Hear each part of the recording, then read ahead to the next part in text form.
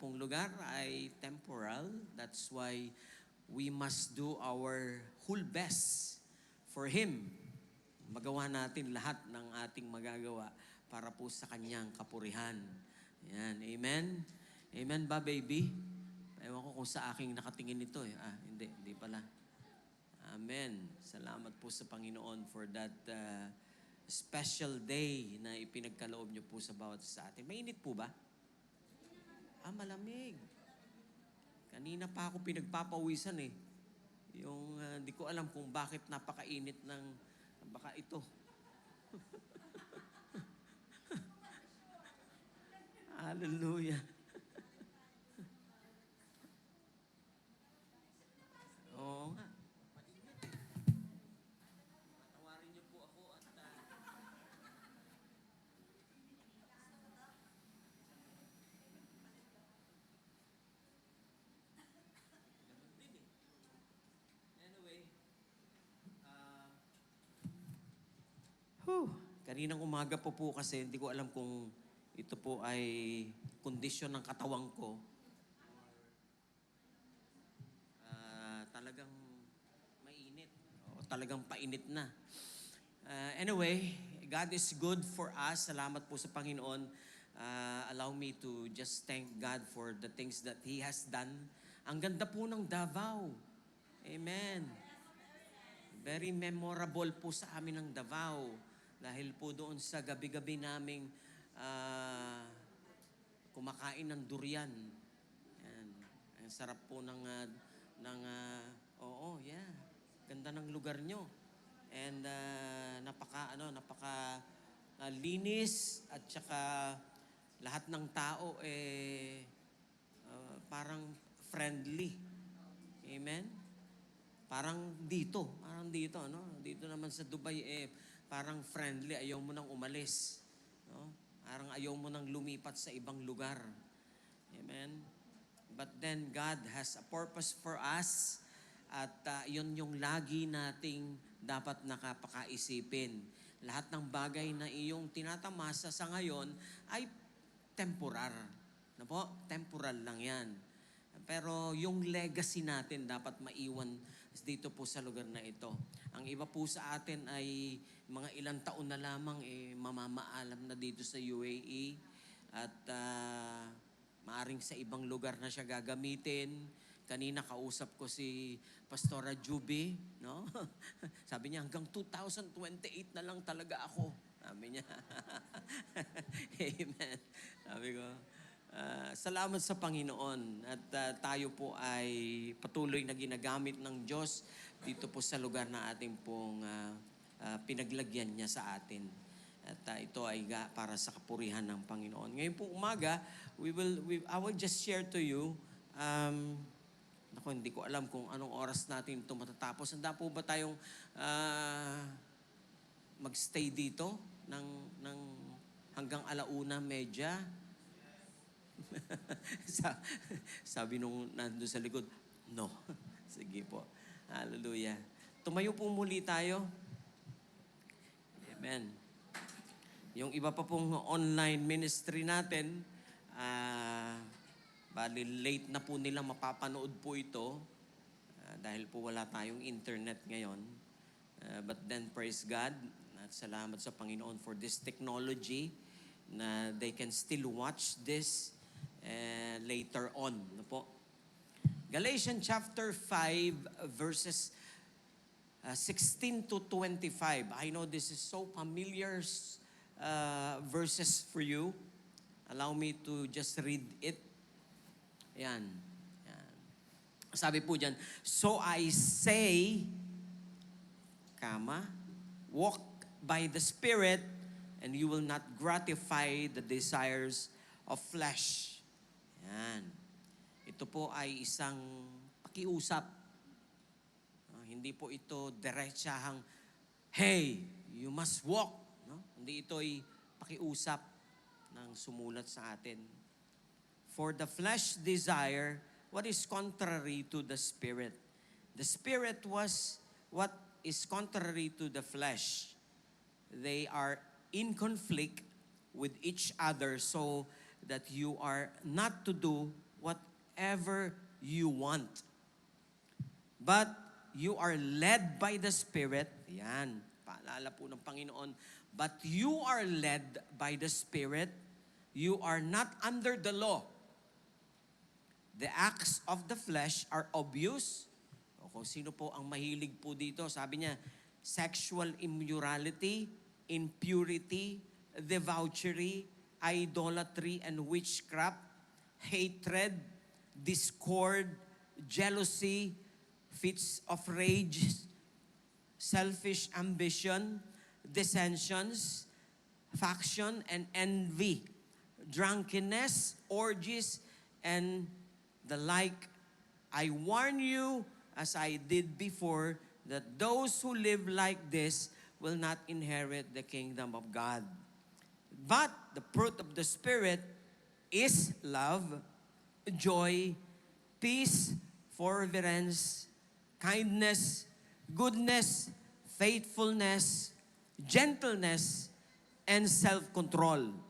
Against such things, there is no law.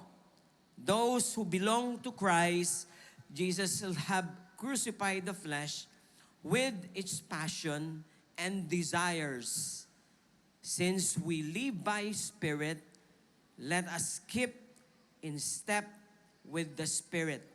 Pagpalain po ng Panginoon ang pagkabasa ng kanya pong salita. Ako po na po ang bawat isa. So sabi ko nga po kanina, hindi niya ito diretsahang yung military word.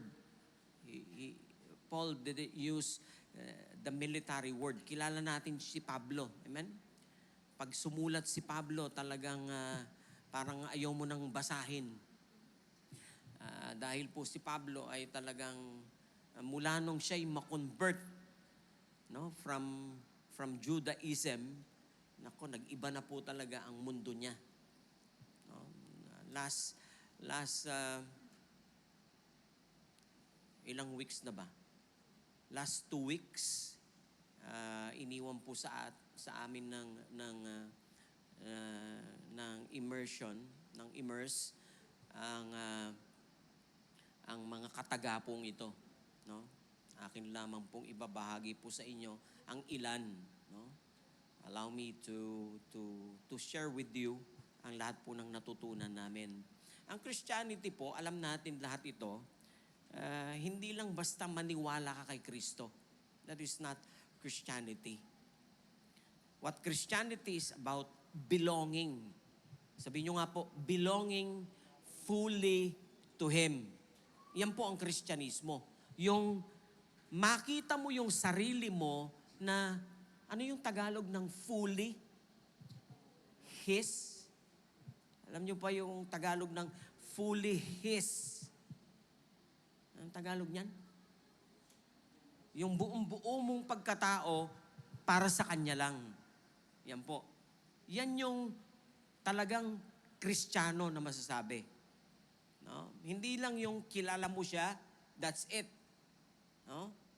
You know Him, He died on the cross, and after 3 days, He rose again, and then seated on the right throne.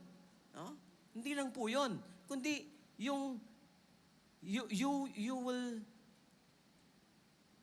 wake up in the morning, alam mo na meron kang kasama na. Amen? At yan yung Diyos na kasama mo. Hindi ka iiwanan kahit kailan. At hindi mo rin dapat iwanan siya. No? Dahil nga, ang yung buong pagkatao ay sa Kanya na. Amen? Sino po bang natutuwa dito na kasama niya ang Panginoon? Halos araw-araw. Hindi ka iniiwan. Amen? Wala siyang iniisip na iwanan ka. No? Kahit na siya'y nakaranas ng pag-iiwan. Diba? Noon sa krus siya. Kaya panalangin niya noon, my God, why you have forsaken me? Sabi niya sa Ama. Kasi talagang totally naiwan siya ng Panginoon at ng banal na Espiritu. So many believers are saved but not surrendered. Hindi nila sinuko ang buhay nila. Forgiven but not filled. Di ba? Napalaya nga sila, pero hindi man sila puno. Alam niyo po ba yon? Yung wala ka nang iisipin sa lahat ng iyong mga kasalanan, pero dapat makita ka rin ng Panginoon na puno. Puno ng ano? Puno ng Espiritu Santo. Amen? Yan yung kasama na natin ngayon. The Holy Spirit. Redeemed but not ruled. Redeemed but still ruled by the flesh.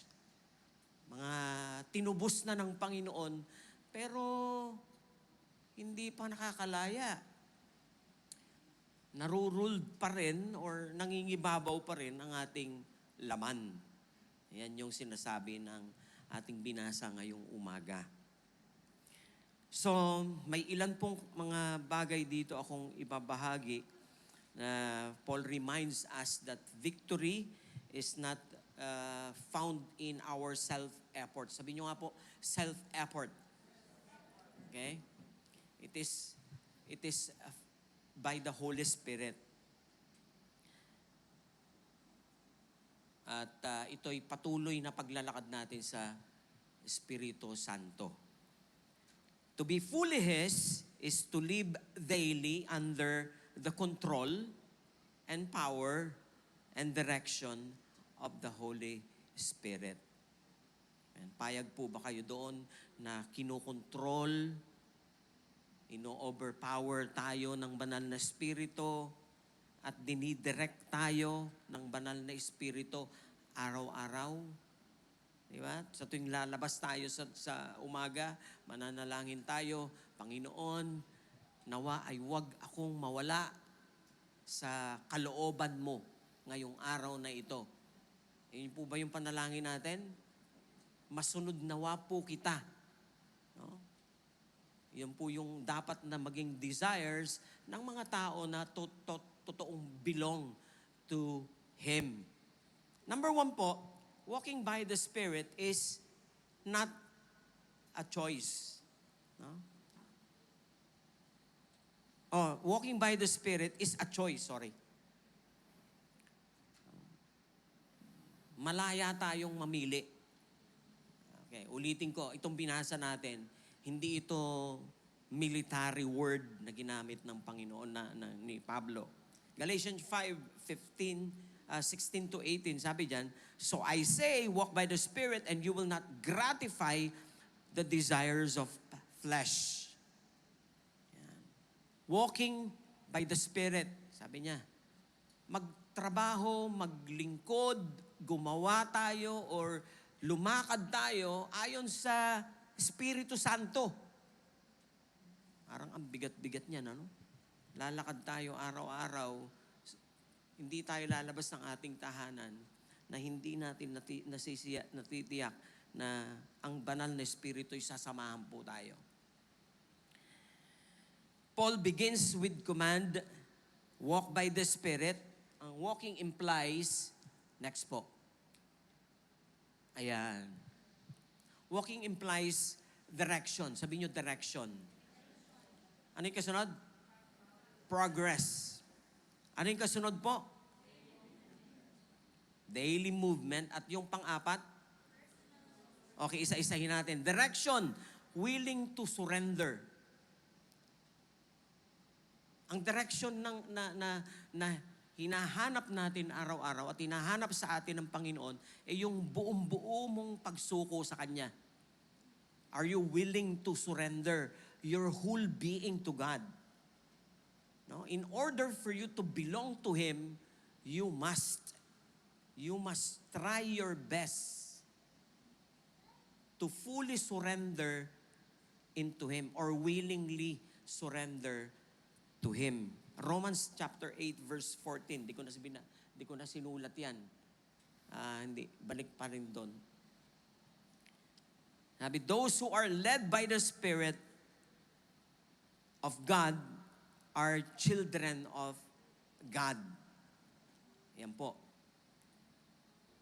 Kailangang willing ka sa umaga pa lamang, isuko natin ang ating buhay. Pangalawa, yung progress. No? Talagang ikaw ay buhay na buhay. Progress, awaken, awareness of the Spirit of God. No? Maging parang lagi kang, ano ba yung aware?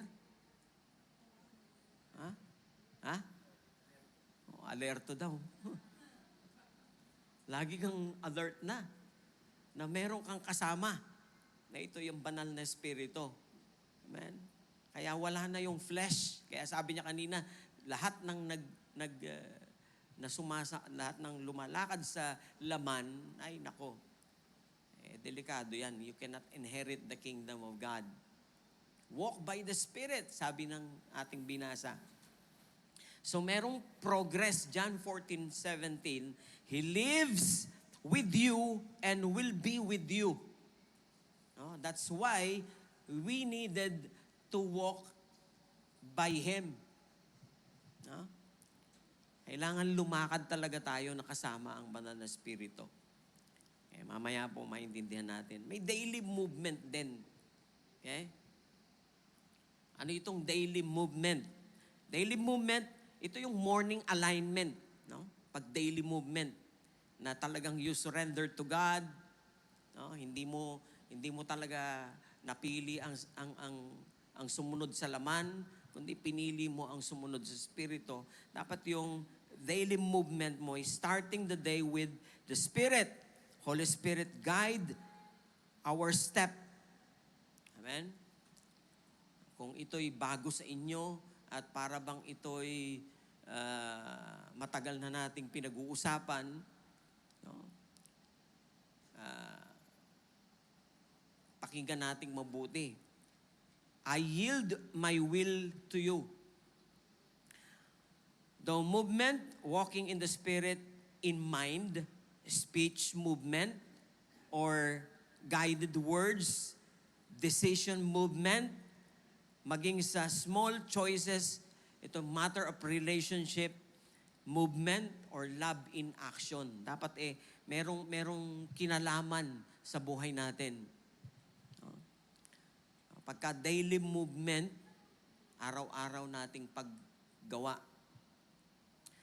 dapat belong to the Lord. Kaya nananalangin tayo, Lord, masunod nawa ang kalooban mo dito sa lupa. Okay? Paano natin susundin ang kalooban ng Diyos araw-araw? Amen? So dapat tayo ay yung totoong nagsuko sa Panginoon at sa Kanyang kapangyarihan. Tapos yung personal responsibility. Sabihin nyo nga po uli, personal responsibility. Amen? Sa Tagalog, yung pananagutan mo. Amen? Ano yon? Personal responsibility, pakisundan nyo na lamang, hindi ko talaga sinulat to. Personal responsibility to yield or yung pagsuko. Okay? The Holy Spirit will not force obedience. We choose surrender to Him daily. Ulitin ko, hindi po ito pinilit, kundi ito'y pinili natin na sadya. Kaya, we must choose to fully surrender to Him in order for you to really felt na belong ka talaga sa Panginoon. Control must be released to the Spirit. Maging yung control natin. Ang dapat sa Panginoong Jesucristo. Hindi tayo nakokontrol lang pag araw ng Sabado. Okay? Like ngayon talagang you are yielding to the presence of the Spirit. Pero paglabas natin, kontrolado na tayo ng ating isipan, sarili, no? Dapat yan, wag daw. Wag yan. Responsibility to choose obedience. Ang responsibility, pananagutan natin na piliin ang sumunod. Okay? Hindi puwersahan, kundi piliin. Spiritual growth requires intentional obedience. Amen? May intention ka na sumunod sa Panginoon. Tapos, obey even when it's inconvenient. Ayan, yung obedience daw, talagang pakikipaglaban. No? Araw-araw sa ating sarili. Kahit na ayaw mo na sumunod sa Panginoon, pipilitin mo talaga dahil gusto mo talaga na siya ang mamahala, siya ang magmay-ari sa buong buhay natin. Kaya talagang may battle. No? Yung ating sarili, may battle talaga. No? Hindi tayo yung pagising natin sa umaga, wala na lahat ng battle. No? We are on the battle. And obey before you fully understand. No? Yung responsibility na ito to choose, susunod ka muna bago mo maintindihan. Ang hirap niyan. Diba? Tayong lahat gusto natin pag inutos, yung clear. Kahit ako minsan, pagka may sinasabi sa akin yung asawa ko, tapos hindi ko maintindihan, hindi ko talaga susundin. Nakita ko na siya, nagagalaitin na. Hindi ko maintindihan Pero iba sa Panginoon. No? Kung talagang gusto mo na makita ang kamay niya na kumikilos, sumunod ka. Kahit na hindi mo maintindihan. Kaya po ba natin yan? Kaya. Dahil kasama natin ang banal na Espiritu. And yung delayed obedience is still disobedience. Amen? Dahil tayo pinangungunahan ng Espiritu Santo. Araw-araw tayong nananalangin sa Kanya. At araw-araw din, alam niyo po bang meron siyang direction, meron siyang sinasabi sa atin? O sino po sa atin ngayon yung paggising niya sa umaga? No? May maliwanag, may malinaw siyang nakikita. Meron siyang narinig mula sa Espiritu Santo. Posible ba yon? Posible yon. Araw-araw, makikipag-usap ang Panginoon sa atin. Through our devotion and through our prayers before we leave our homes. Di ba nagpe-pray muna tayo? The Holy Spirit will not force obedience. We choose to surrender daily. Amen? And responsibility to crucify the flesh. Atin ding pananagutan, mga kapatid, personal nating pananagutan, yung araw-araw nating pinapako yung ating sarili sa krus. Hindi po pananagutan ng Diyos yan. Sa atin po, personal. Daily crucify our flesh. The Spirit empowers, but we must say no to flesh. Ito po yung ating mapag-aaralan sa ating binasa ngayon. May dalawang pagpipilian yung mga sumusunod talaga sa Kanya. Anong gusto mo? To walk by your flesh or to walk by the power of the Spirit?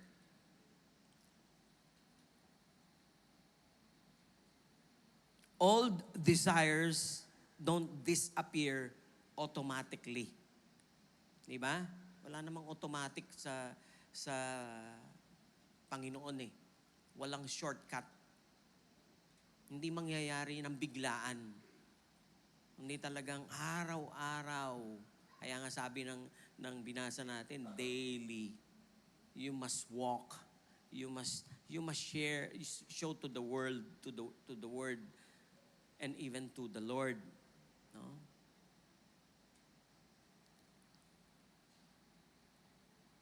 Daily choice is a matter. Discipline partners with grace. Amen? Medyo mahaba-haba po ng konti ito. Responsibility to renew our mind. Amen? Binasa natin ang dami-dami ng bahagi sa Biblia. To renew our mind. Amen? The Spirit uses truth with receives and application. Read Scripture regularly. Okay? Binabasa niyo po ba yung Biblia niyo araw-araw? Amen? Sino po ba yung nagbabasa ng Biblia araw-araw? Taas ang kamay. Ayan. Sinasawaan na po ba kayong magbasa? Yan po yung buhay natin, mga mananampalataya. That is the reason why araw-araw tayong ini-encourage ng banal na Espiritu to go back to the Scripture. Ito pa, reject lies immediately. To live under the Spirit power, dapat po i-reject natin araw-araw. No? We needed to renew our mind. Yung mga lies, kasinungalingan.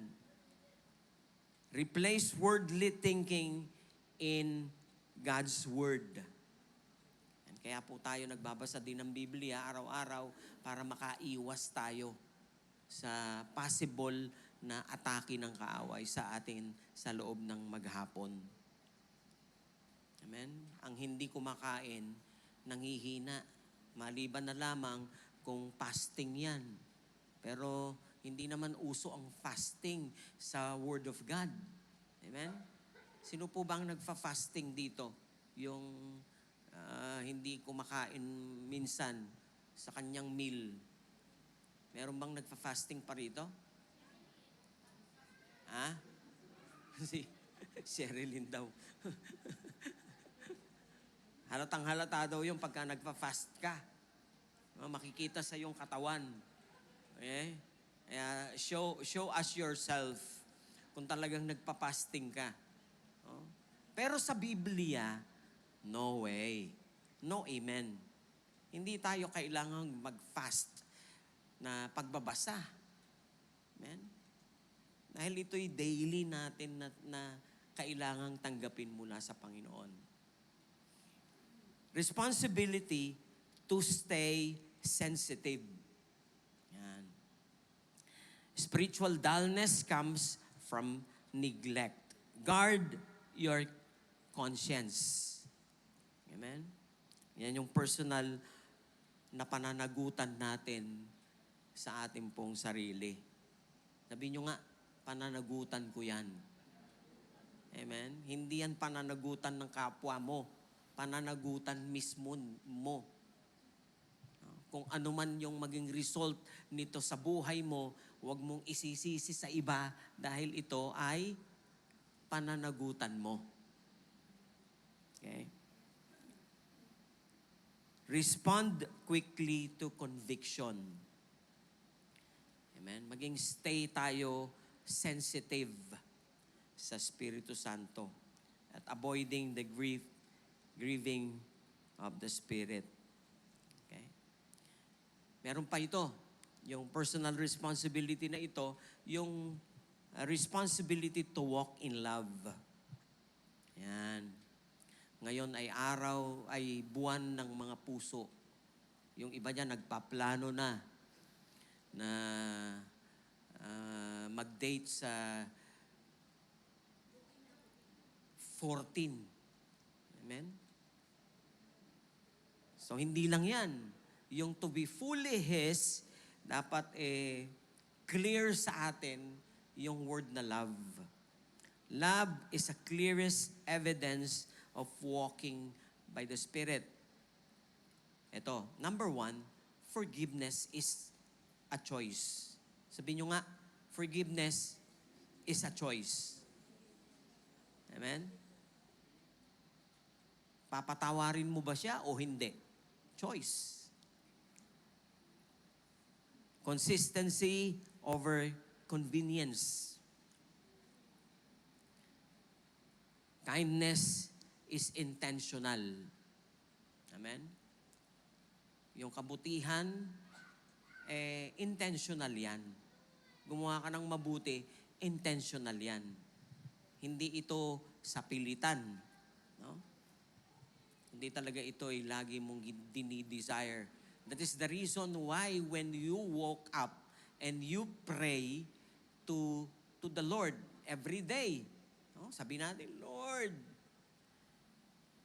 please guide me today in Jesus' name. Amen. Diba? Dahil po kailangan ng bawat isa yung pagtulong ng banal na Espiritu. Ito ba, humility is practiced. Okay? Ang pananagutan din natin sa ating kapwa, yung pagiging mataas daw, dapat yan nilalamon ng kababaang loob, araw-araw. Oo. Hindi kasi automatic. No? This is not automatic. Every believer must choose who will lead their life, the flesh or the spirit. Amen? Okay. 11:08. Laki. Kailan nyo binili yan? Kitang-kita ko eh. Tanggalin nyo nga muna yun. Hallelujah. Responsibility to persevere. Yan. Sabihin nyo, persevere. Pananagutan nyo din na mag-persevere. No? Walking in the Spirit is a lifelong commitment. Ang paglakad sa banal na Espiritu ay talagang yung buong buhay natin nakakommit na dyan. Yung faithfulness over feelings. And endurance over excitement. No? Naintindihan niyo ba yung sinasabi ko? Parang ako lang nakakaintindi ah. Lalo na sa pananagutan. Kasi pagka yung ibibigay mo na yung pansinin niyo yung sarili ninyo, kung ano yung battle meron kayo, habang dinidiscuss natin ito. May mga conflict po rito eh. Yan, conflict. For the flesh desires what is contrary to the Spirit. Salamat sa Panginoon, wala na tayong ganyan. Amen? Hindi na kontra ang paglakad sa banal na Espiritu. Kundi malaya na nating sinusunod ang banal na Espiritu. There is a war within every believer, itong flesh and spirit. Okay? Salvation does not remove the flesh, but it gives us power to overcome it. No, nung tayo'y maligtas, hindi tayo parang naglalakad na sa paala-paap. Okay? Dahil ang banal na Espiritu ay nasa atin. Hindi, no. Andyan pa rin tayo.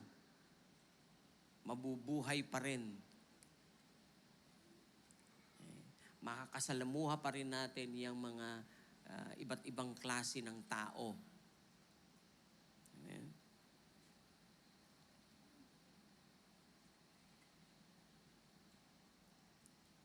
Yung spirit, God-centered and holy, Christ-like desires. Yan po yung lahat ng namumuhay sa banal na Espiritu or sa ilalim ng banal na Espiritu ay dapat maintindihan po ito. Pangalawa po, yan, salamat sa Diyos, nakahigit din tayo.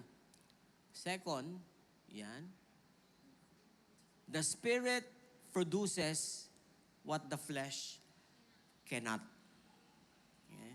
Kaya po, we must yield to the Holy Spirit because we know yung hindi ito kayang palitan. No? Hindi kayang mag-produce ng mga bagay ng spiritual yung taong nasa human pa. Amen? Ano po yung sabi ng Galatians 5:19-23? The act of flesh are obvious. Ayan na. Sexual immorality, ayan pa, yung hatred, tingnan ninyong mabuti. Yung discord, jealousy, okay? Hindi yan sa Espiritu Santo, kundi sa laman yan. Fit of rage, selfish ambition, dissension, factions, and envy, drunkenness, and orgies. Yan po yung mga bagay na laman. No? At ito naman yung mga bagay na espiritu. Yung bunga ng espiritu ay yan, pag-ibig, kindness, joy, peace, forbearance, and so on and so forth. Paul contrasts the work of the flesh with the Spirit of God. Ito yung work of the Spirit. Nailagay ko ba? Sige nga po. Yan. Work of the Spirit, a work of the flesh is self-produced, effort-based, leads to distraction, evident in broken relationship and moral failure. Yan po yung mga work of the flesh. Those who live like this will not inherit the kingdom of God. Pero yung fruit of the Spirit, alam na natin yan. Merong siyam na binabanggit ang banal na Espiritu o ang Biblia patungkol sa bunga ng banal na Espiritu. Amen? You cannot produce spiritual fruit through discipline alone. Amen? Maraming disiplinadong tao dito, di ba? Pero we cannot, not by our effort. No? Only the Holy Spirit can produce the life of Christ in us. Pangatlo po, yan, mabilis na tayo. Kanina medyo matagal eh. Pangatlo, the Spirit-filled life bears visible fruit. Sabihin nyo nga po muli, visible fruit. Hindi invisible fruit. Amen? The fruit of the Spirit is, sabi niya, love. So makikita sa atin, talagang punong-puno ng pag-ibig. Diba? Tayo. Joy. Ayan. Kung sino yung kulang ng joy, aba, dumikit ka sa mananampalataya. At ikay magkaka-joy. Amen? Nakikita ko naman lahat dito ay talagang joyful. May mga ngilan-ngilan lang akong namamataan ngayon, yung medyo nawawala ang joy kasi naantok eh. Nakikita ko. Pag nandito ka kasi sa taas, lahat ng sulok. Fruit is visible, others can see. Amen? Lahat ng tao na makakasalamuha mo, malalamang mayroong kaibahan sa'yo. Dapat, hindi tinatago ang banal na spirito o yung bunga. Araw-araw yan. Whether you like it or not. Consistency or consistent, not seasonal Christianity. No? And relational affects how we treat others. Yan po yung spirit-filled life. No? Yung bears fruit, araw-araw yan nakikita. Being spirit-filled is not only about speaking in tongues, important yan and biblical, but also about living transformed lives. Amen? Yung transform talaga. May na-transform sa atin araw-araw. May nababago sa atin araw-araw. Di ba inaawit natin yon? Binabago ako araw-araw. Hindi tayo instantly nagbabago. No? Kaya huwag po kayong masyadong nag-expect na nagbago na yung isang mananampalataya, yung katabi mo. Meron pang mga binabago dyan. At ikaw ay dapat mag-rejoice dyan dahil totoong nakikita mo yung pagbabago sa Kanya. No? Araw-araw. Kaya purihin ang Panginoon sa araw-araw na pakikipagsama niya sa atin. Imagine mo, no? Sinasamahan tayo ng banal na Espiritu. Araw-araw hindi siya nagsasawa. Kahit na tayo, minsan parang we neglect. No? At excited na excited siya sa tuwing may matatransform sa inyo. Amen?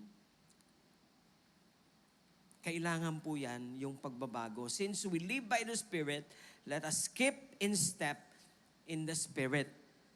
Keeping in step means sensitive to the Spirit, obedience to His advice. Yan. Paano ba natin ma-in-tune yung ating sarili sa Espiritu Santo? By daily devotion. By reading regularly. No? By attending the fellowship regularly. No? Doon tayo magkakaroon ng sensitivity sa pagkilos ng banal na Espiritu. Pero mawawala yung pagka-sensitive natin kapag minsan mo lang ginagawa.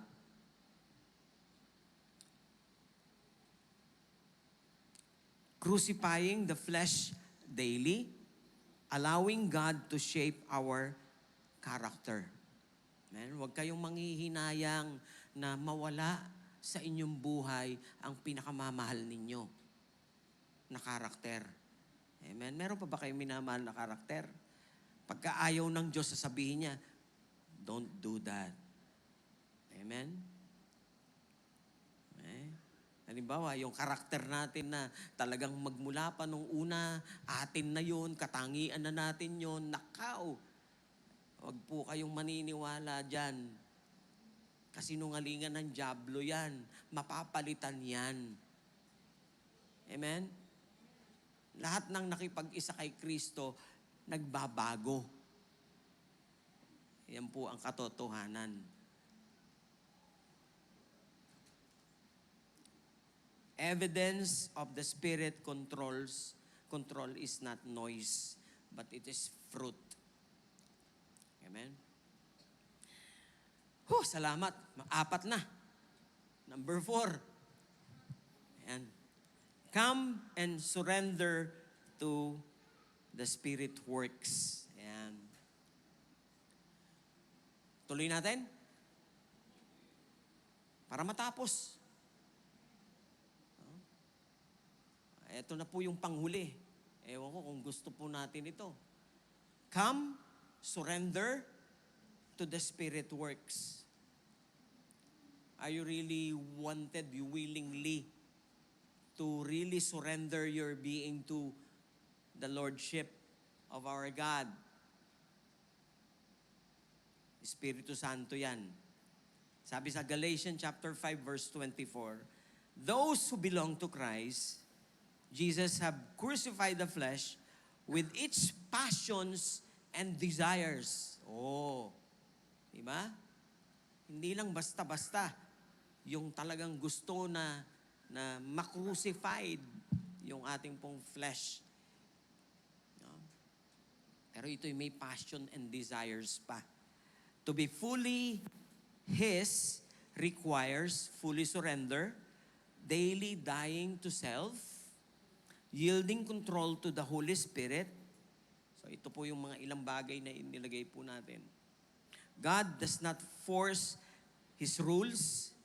He waits for our yes. Amen? It is your choice. Sa umagang ito, it is your choice if you are willing to live under the Lord's empowerment. And that portion, that time, talagang masasabi mong, I belong to Him fully. If you are so much willing, we needed Him. Amen? Sige nga po, last. Meron pa yata. Yan. 11:22, thank God. Hindi. Hirap na hirap ako kanina, habulin eh. Amen. So it is your choice this morning. Sabihin nyo nga po sa sarili niyo, Lord, I choose to obey, to listen to you. Lord Jesus, fill me. Fill my whole being. I need renewal. I need the obedience. Hallelujah. Shall we all stand? The Spirit is not a helper. Ulitin ko, ang banal na Espiritu ay hindi katulong, kundi siya ay Diyos. Maintindihan niyo po ba yung sinabi ko? Hindi katulong ang banal na Espiritu. Kaya wag nating sabihin, tulungan mo po ako, banal na Espiritu, para po itong pananagutan ko sa aking kapwa ay masagot, no. Hindi siya ay Diyos. Huwag nating kalilimutan yan, na yung ating pinili na paglingkuran, nag-iwan sa atin. Ito yung banal na Espiritu.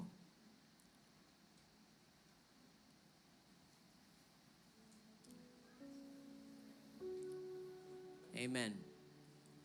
Meron po akong ginawa rito, pero ginawa ko lang ito